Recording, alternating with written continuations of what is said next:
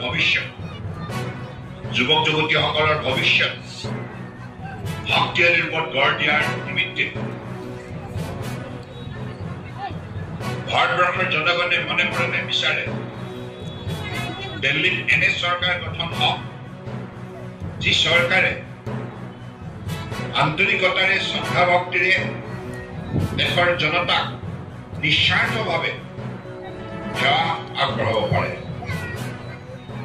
আৰু সুশাসন প্ৰতিষ্ঠা কৰি সমাজৰ প্ৰতিগৰাকী নাগৰিকক সামাজিক ন্যায় সুৰক্ষা প্ৰদান কৰি অৰ্থনৈতিক উন্নয়নৰ ক্ষেত্ৰত বিশেষভাৱে সহায় কৰি প্ৰতিগৰাকী নাগৰিকক সন্মান সহকাৰে জীয়াই থকাৰ অধিকাৰ যাতে ভোগ কৰিব পাৰে।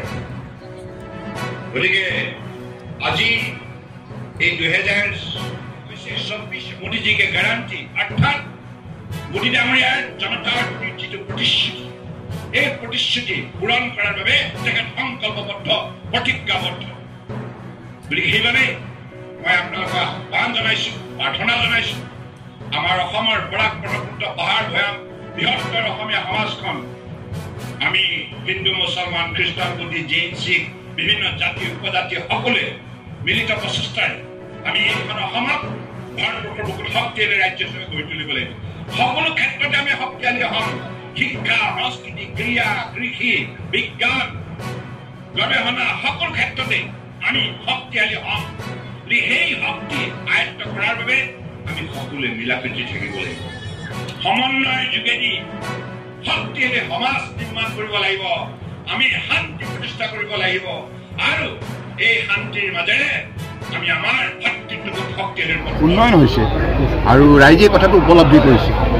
কাৰণ বিৰোধীয়ে যিয়ে নকওক কিয় আজি তাৰিখত সত্যটো এইটোৱে যে মোদী ডাঙৰীয়াৰ নেতৃত্বত যোৱা 10 বছৰে সমগ্ৰ ভাৰতবৰ্ষতে যিমানবিলাক বস্তুবোৰ পৰিৱৰ্তন হৈছে, যাতায়াত যোগাযোগৰ পৰা আৰম্ভ কৰি অনুষ্ঠান প্ৰতিষ্ঠান আৰু বিশেষকৈ আমাৰ দৰিদ্ৰ সীমাৰেখাৰ তলত বসবাস কৰা সকলো লোকৰ যিমানবিলাক জীৱনলৈ পৰিৱৰ্তন আহিছে, বিভিন্ন আঁচনি ৰূপায়ণ কৰি সততা নিষ্ঠাৰে তেখেতসকলৰ বাবে যিখিনি সেৱা আগবঢ়ালে মোদী ডাঙৰীয়াই, তাৰ ফলত আজি 10 বছৰৰ ভিতৰতে 25 কোটি দৰিদ্ৰ সীমাৰেখাৰ তলত থকা লোকক আজি তেখেতে সেই পৰ্যায়ৰ পৰা উদ্ধাৰ কৰিলে, তেখেতসকলৰ অৱস্থা উন্নত হ'ল।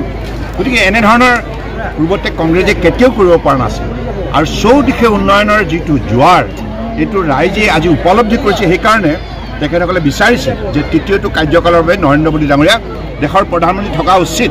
তেখেত প্ৰধানমন্ত্ৰী হৈ থাকিলে সততাৰ নিষ্ঠাৰে শাসনভাৰ চলিব আৰু দেশৰ 140 কোটি 84 লাখ লোকে ন্যায় পাব আৰু সন্মান সহকাৰে জীয়াই থকাৰ অধিকাৰ ভোগ কৰিব পাৰে।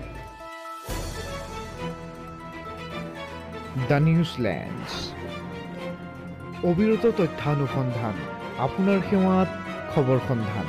দ্য নিউজলেণ্ড।